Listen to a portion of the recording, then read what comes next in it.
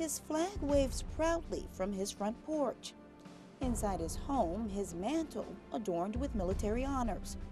Although it's been more than 6 decades since 89-year-old Cleveland Glover enlisted in the United States Army, it wasn't until last year that his sacrifice to his country was finally recognized. He thought the day would never come, but on November 3, 2010, Sergeant Glover stood before family, friends, and top military brass to receive a letter of proclamation for his service during World War II. He was also presented with a Congressional Letter of Honor, a letter of accommodation, and a medal for being a prisoner of war. I was captured the night in November 1944. Glover was a POW for nearly 5 months. He recalls being transported to a prisoner of war camp in Moosburg, Germany. First, they take us in Germany to Stalag 7A. And we got in there. There was more people in there than I thought. Glover was a combat soldier, an uncommon assignment for African-American men during World War II. Segregation, however, was still a very common sign of the times, even in fierce battle in a foreign land. I would put it like this. They had a fence between the white soldiers, the Buffalo soldiers over there, the white, and we. And you ain't allowed to go over their part. They ain't allowed to come over your part. So I call that segregation too. He fought in Italy with the 92nd Infantry Division, also known as the Buffalo Soldiers. The tradition of the Buffalo Soldiers dates back to the late 1860s, when African-American soldiers volunteered for duty in the West. It was a term coined by American Indians, who gave all black Army regiments that name. The 92nd ID was one of 3 segregated black divisions at that time, but the only one on the front line.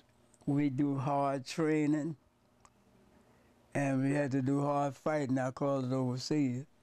But it didn't help all that much because a lot of them got killed. Like many of his comrades, Glover was wounded during service, injured in the neck by shrapnel. I don't know how I got wounded. Like I told them, I don't know how, but I had blood all around my neck part. He returned home from the war a changed man, while the country he'd left for battle remained the same. When I came back, I was expecting it to be different than before after I've been in the service and fighting going on. But it was no different.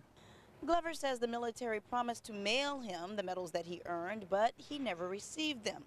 With little more than his memories, Glover kept many of his stories to himself, sharing his experience with only a few. But it was through a twist of fate that somehow those stories bent the ear of Jerry Walker, 66 years later. Just something about him that just stuck with me, and I didn't want to let it go. Just so happens Walker is the Chatham County chapter commander of the Military Order of the Purple Heart.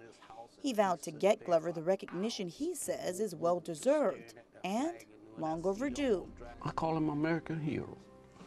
And by him telling me about what happened during the prisoner of war camp, a lot of them was beaten and mistreated by the Germans and everything, and medical treatments.